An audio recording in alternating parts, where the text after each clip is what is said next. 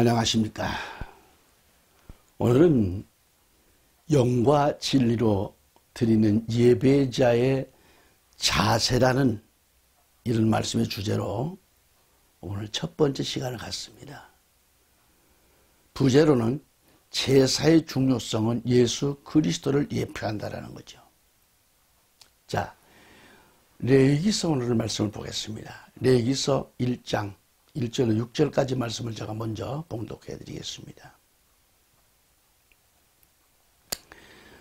주께서 모세를 부르시고 회중의 성막으로부터 그에게 말씀하시기를 이스라엘 자손에게 일러 그들에게 말하라. 너희 중에 누가 주께 예물을 드리려면 너희는 가축 중에서 곧 소떼나 양떼 중에서 예물을 드릴지니라. 그의 예물이 소떼의 번제의 희생이면 흠없는 수컷으로 드릴 것이며 회중의 성막문에서 주 앞에 자원함으로 드려야 할지니라. 그는 번제물의 머리에 안수할지니 그리하면 그것이 그를 위한 속죄로 주께 받아들여질 것이니라. 그가 주 앞에서 그 수송아지를 잡을 것이며 제사장들인 아론의 아들들은 그 피를 가져다가 회중의 성막 문 옆에 있는 제단 위에 사면에 뿌릴 것이며 또 번제물에 가죽을 벗기고 각을 뜰 것이니라. 아멘. 할렐루야. 전국에서 해외에서 이 방송을 구독해 주시는 애청자 여러분, 오늘도 주님의 은혜의 날입니다.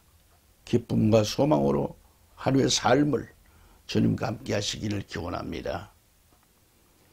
이 방송을 애청하고 계신 여러분, 반드시 여러분들 동참해 주십시오. 구독과 좋아요 꼭 눌러주셨으면 힘이 되겠습니다. 자, 이 시간 레위기 1장 1절 말씀부터 17절이 한 절 다 봅니다. 17절까지 말씀을 주제로 영과 진리로 드리는 예배자의 자세에 대해서 부제로서 제사의 중요성은 예수 그리스도를 예표한다에 대해서 말씀을 선포하면서 은혜를 나누기를 원합니다. 아멘. 성도의 중요성은 예배에 있죠. 구약에서는 제사입니다. 신약에서는 예배입니다. 그러니까 구약을 보면 하나님은 반드시 제사를 통해 사람들을 만나 주셨죠. 신약으로 말하면 하나님은 예배를 통해서 만나 주셨습니다. 예배의 중요성은 영과 진리로 드리는 예배자의 자세입니다. 예배를 드리는 자의 자세가 중요한 거죠. 그래서 또한 하나님 앞에 드리는 헌금이나 제물에 있습니다. 우리가 예배, 이 제사를 드릴 때 반드시 하나님께 드려지는 예물, 제물, 이게 있어야 합니다. 죄를 범한 아담에게도 짐승을 죽이고 가죽옷을 입힌 다음에 만나셨습니다. 아벨도 노아도 제사를 통해서 하나님을 만났습니다. 이스라엘 민족이 성막 지성소에 들어가서 제사 드렸을 때도 하나님을 만날 수 있었습니다. 찢어지게 가난했던 사람도 빈손 들고 하나님 앞에 나올 수 없습니다. 그래서 제물이 짐승이라면 흠없고 건강하고 가장 좋은 짐승을 하나님께 바쳐야만 했습니다. 첫 새끼. 또한 곡식을 제물로 드릴 때도 정성을 다한 고혼가루로 하나님께 드려야 했습니다. 제단의 제물을 드리기 위해서 흠없는 짐승과 고운 곡식을 빻아가지고 고운 가루로 만들어서 제단에 드려야만 했습니다. 물론 신약시대에는 예수님의 초림으로 제사제도가 폐하게 됐습니다. 그때 짐승을 잡아드리고 곡식을 드린 제사법은 예수 안에서 없어진 거예요. 폐해진 겁니다. 그럼 왜 폐해졌는가? 구약 때 하나님께 드려졌던 모든 짐승과 곡식은 바로 예수 그리스도를 예표하는 것, 그림자였기 때문에 그렇습니다. 즉 십자가에서 죽으실 때 예수 그리스도를 예표한 제사였습니다. 그러므로 이제 짐승을 죽이고 곡식을 드리는 제사는 없습니다. 히브리 10장 18절에 가서 보면 이것을 사하였은즉 즉 다시 죄를 위하여 제사 드릴 것이 없느니라. 히브리 10장 1절에 율법은 장차오는 좋은 일의 그림자요 참 형상이 아니므로 해마다 늘 드리는 바 같은 제사로 나오는 자들을 언제든지 온전케 할 수 없느니라 했어요. 그래서 구약의 제사는 앞으로 올 실체와 원형의 그림자요 모형일 뿐이죠. 실체와 원형이 오면 그림자도 모형도 다 필요 없습니다. 예수 그리스도는 바로 그 실체와 원형이십니다. 그런데도 오늘날 성경 레위기에 기록된 제사법이 우리에게 지금도 하나님 말씀으로 존재하고 있고 전해지고 있는 것은 무슨 뜻일까요? 이 점이 중요한 겁니다. 매우 중요한 겁니다. 예수님이 십자가에서 자신을 드리고 우리의 죄 사함을 주시고 구원의 은총을 베풀어 주셨다는 이 사실을 깊이 깨닫고 우리들로 예수와 함께 산제물이 되게 하시는데 그 목적이 있는 거죠. 오늘 내가 예수 그리스도를 믿는다는 것은 예수 그리스도와 하나가 되는 사건입니다. 요한복음 6장 56절을 보면 내 살을 먹고 내 피를 마시는 자는 내 안에 거하고 나도 그 안에 거하나니. 갈라디아서 2장 20절에 내가 그리스도와 함께 십자가에 못 박혔나니 그런즉 이제는 내가 산 것이 아니요 오직 내 안에 그리스도께서 사신 것이라. 이제 내가 육체 가운데 사는 것은 나를 사랑하사 나를 위하여 자기 몸을 버리신 하나님의 아들을 믿는 믿음 안에서 사는 것이라 고 말씀하셨습니다. 여러분, 예수 그리스도가 우리를 위하여 산 제물이 되셨다는 이 사실을 믿으십니까? 이 엄청난 사실을 믿는다면 나 자신부터가 하나님께 제물이 되어야 된다. 제물이 되어야 돼요. 나 자신이. 에베소 5장 2절에 그리스도께서 너희를 사랑하시는 것 같이 너희도 사랑 가운데서 행하라. 그는 우리를 위하여 자신을 버리사 향기로운 제물과 생축으로 하나님께 드리셨느니라고 했고요. 로마서 12장 1절에 뭐라고 했는가? 그러므로 형제들아 내가 하나님의 모든 자비하심으로 너희를 구원하노니 너희 몸을 하나님이 기뻐하시는 거룩한 산 제사로 드리라. 이는 너희의 드릴 영적 예배니라고 하셨습니다. 아멘. 오늘 드리고 있는 이 예배, 주일날 성전에 가서 드리는 예배, 여러분 그 예배가 산제사가 되지 않는다면, 즉 영적 예배가 되지 못한다면 우리는 참으로 헛된 예배가 아닐 수 없습니다. 헛된 예배를 드리고 있다는 것을 알아야 합니다. 예를 든다면 헛된 예배는 뭐냐? 하나님 앞에 예배를 집에서 드린다 할지라도 정말 하나님 앞에 단정하게 모든 걸 준비하고 하나님 앞에 드려질 예물도 준비하고 해서 영과 진리로 뭔가 마음을 다해 힘써서 주 하나님을 섬기는, 정말 뭔가 마음을 다해 힘써 섬길 수 있는 그 자세 하나 가지고 가족들과 함께 손잡고 주님 앞에 엄숙한 마음을 가지고 찬양을 드리고 기도를 하면서 말씀을 받는 겁니다. 말씀을 봐야 되고. 그런데 이쑤시고 앉아서 교회에서 들려주는 모니터를 통해서 휴대폰 켜놓고 보면서 이쑤시개 가면서 달 뽑고 앉아가지고 우통 벗고 앉아가지고 양말도 안 신고 준비 없는 그냥 이건 예배가 아니죠. 내 모든 것 전심을 다해야 돼요. 전심을. 힘을 다해 주의 하나님을 사랑한다 그랬는데 정말 하나님 사랑하는 마음을 가지고 내 몸을 드리는 시간을 가져야 됩니다.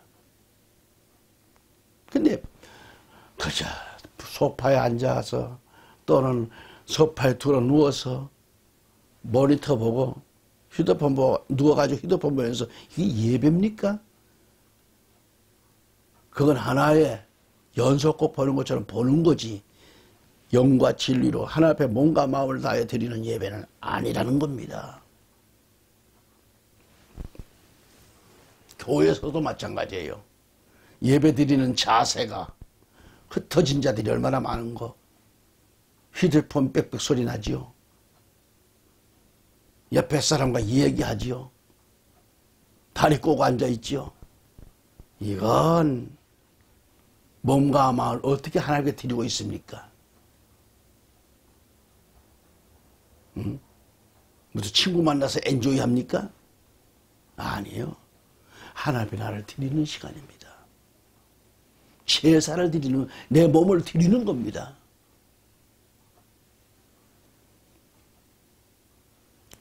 다시 말씀드리면 오늘 드리고 있는, 아니 교회에서 드리고 있는 예배가 산제사가 되지 않는다면, 영적 예배가 되지 못한다면 우리는 참으로 헛된 예배를 드리고 있다는 것을 알자는 얘기입니다.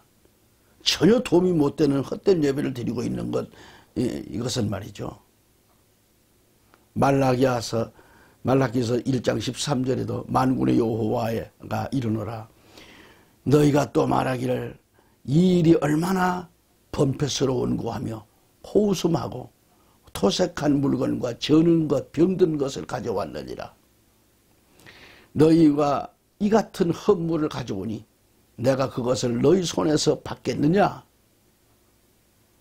여호와의 말이니라.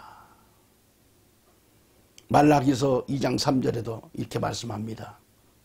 보라, 내가 너희의 종자를 견책할 것이요 똥, 곧 너희 절기의 희생의 똥을 너희 얼굴에 바를 것이니 너희가 그것과 함께 제하여 버림을 당하리라 그랬어요. 오늘 이 시대에 교회의 예배들이 타락하고 있다는 것은 사실입니다. 제단에서 제사 드리는 자는 많은데 하나님께 드려지는 제물은 보기 힘든 이 시대입니다. 레위기서에 기록된 5가지 제사를 살펴보면서 나 한 사람이라도 하나님께 제단의 제물이 될 수 있기를 저는 우리 주 예수 그리스도 이름으로 간절히 축원합니다. 권면합니다. 첫째로 신앙인은 제단의 번제물이 돼야 돼요. 나 자신의 번제물이 돼야 돼요. 오늘 예배를 드리러 온 겁니다. 나를 드리러 온 겁니다. 레위기 1장 3절로 17절까지 내용이에요. 그 예물이 소의 번제이면 이는 화제라.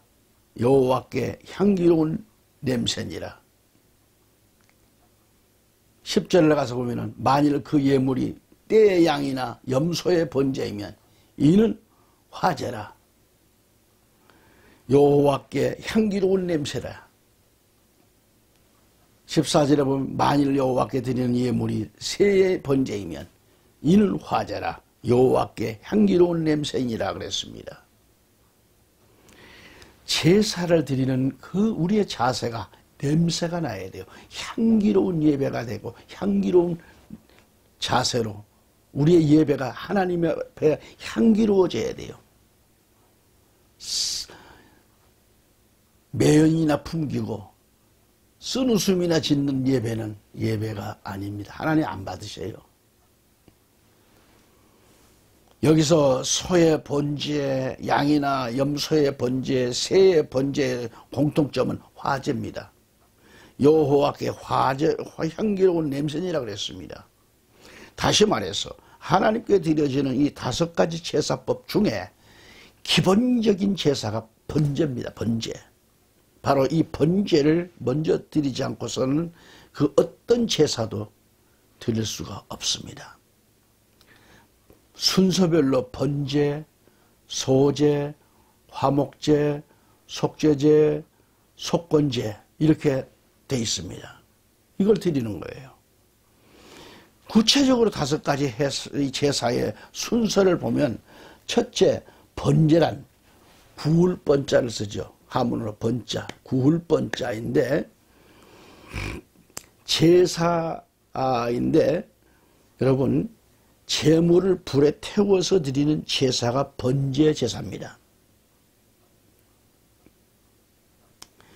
자, 번제 제물은 소, 양, 염소, 산비둘기, 쥐비둘기 등인데 그러나 반드시 흠이 없어야 돼요.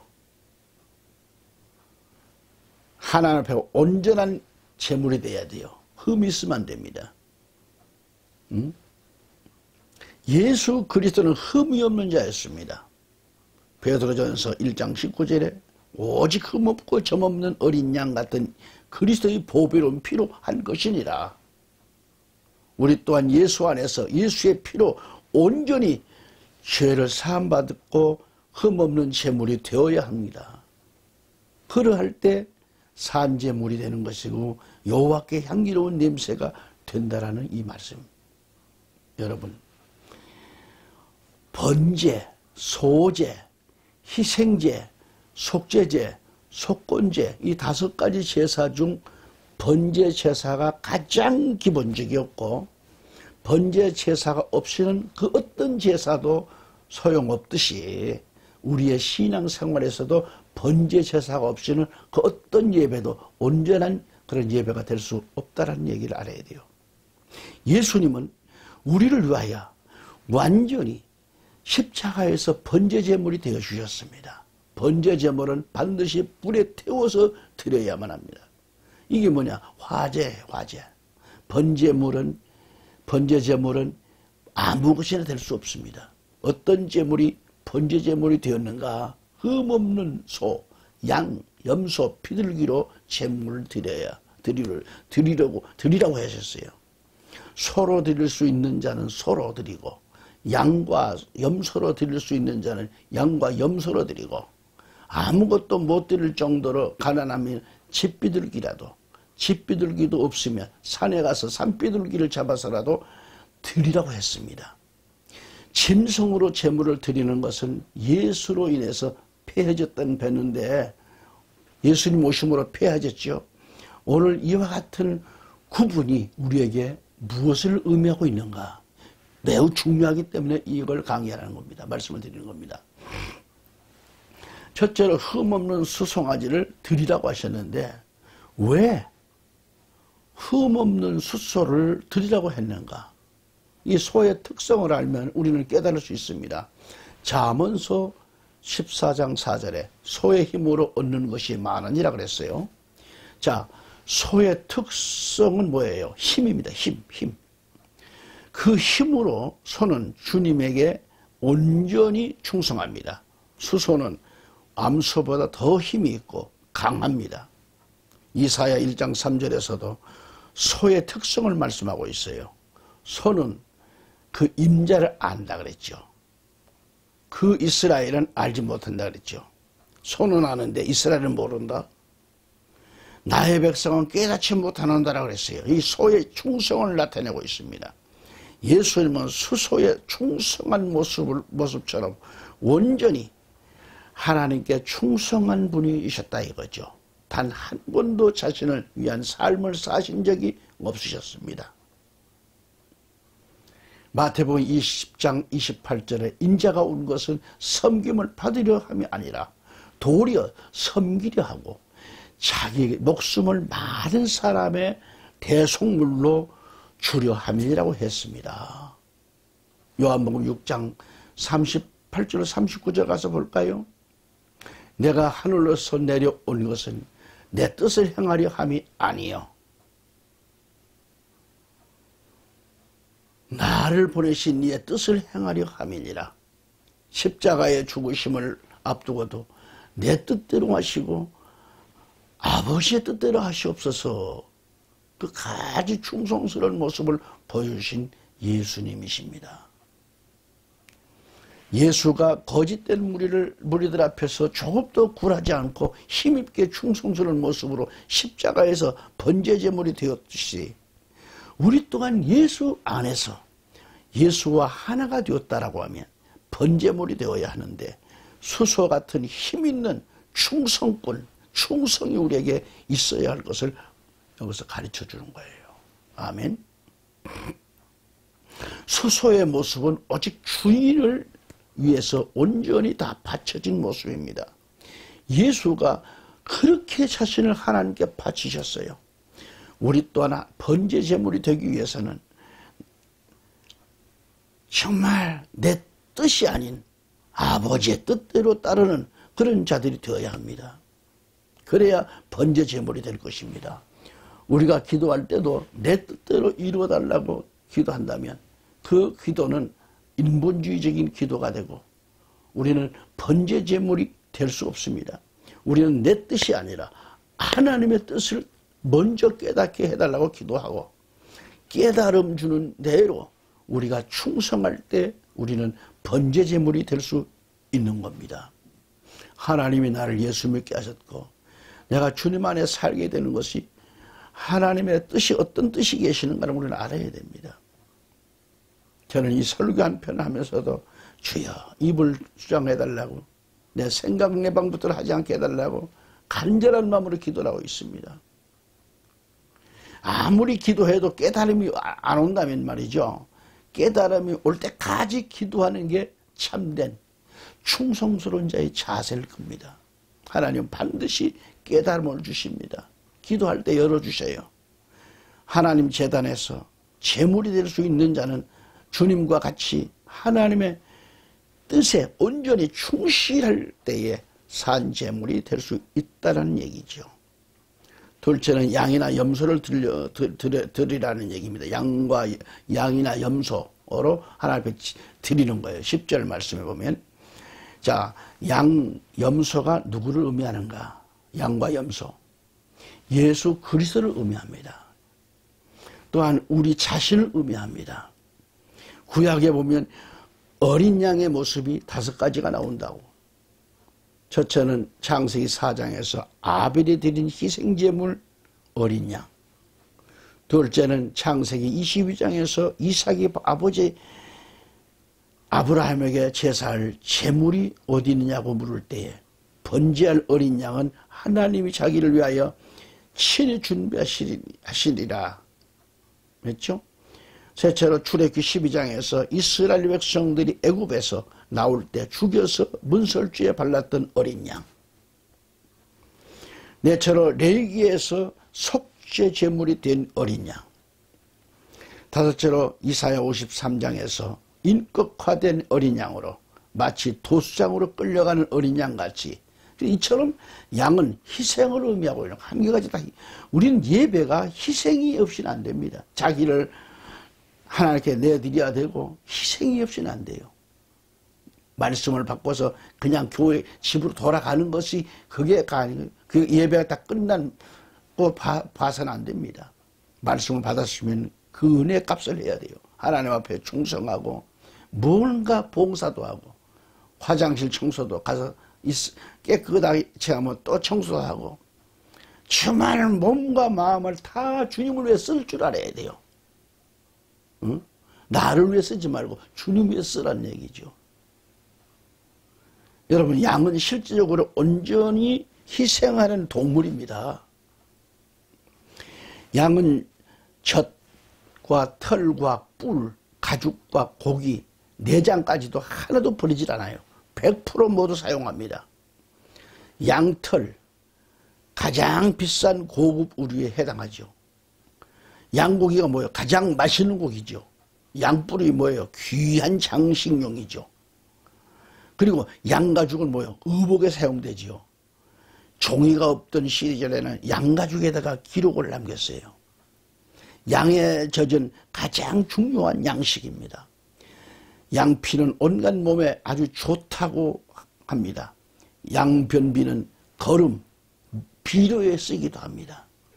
버릴 게 없어요. 그러니까 우리 예수님 일생이 하나님을 위한 온전한 희생의 삶이었어요. 우리 예수님이 온전히 자신의 몸을 다 주고 십자가에서 죽으셨어요. 한 방울의 물도 피도 없이 다 우리를 위해 흘리시고 죽으셨어요. 그래서 양은 털을 깎을 때도 꼼짝하지 않고 가만히 있는 거죠. 주인이 털을 깎다 잘못해서 피를 좀 흘리게 해도 양은 가만히 있는 겁니다. 양을 죽일 때도 양은 조용히 있는 겁니다. 칼로 목을 잘라도 반항하지 아니하고 가만히 있는 겁니다. 피가 줄줄 흘러도 가만히 있다가 피가 다 쏟아지면 푹 하고 쓰러지는 것이 양이에요. 죽습니다. 다른 짐승들은 죽일 때 어떻습니까? 소리를 지르고 난리법석을 뜹니다. 우리 예수님은 양처럼 묵묵히 그렇게 죽으셨어요. 거짓 무리들 앞에서 단 한마디도 변명하지 아니하셨고요. 가지 고문 앞에서도 모욕스러운 수치 앞에서도 견디기 힘든 고통 가운데서도 잠잠한 양같이 묵묵히 감당하셨습니다. 그래서 이사야 53장 7절에 그가 곤욕을 당하여 괴로울 때에도 그 입을 열지 아니하였으며 마치 토수장으로 끌려가는 어린 양과 털 깎는 자 앞에 잠잠한 양같이 그 입을 열지 아니하였도다. 이렇게 말씀을 하셨습니다. 전국에서 해외에서 이 말씀을 애청하고 계신 여러분들, 오늘 여기서도 말씀을 접습니다. 다음 시간까지 건강하십시오. 기도하시고 주의 이름으로 승리하는 삶을 이루십시다. 감사합니다.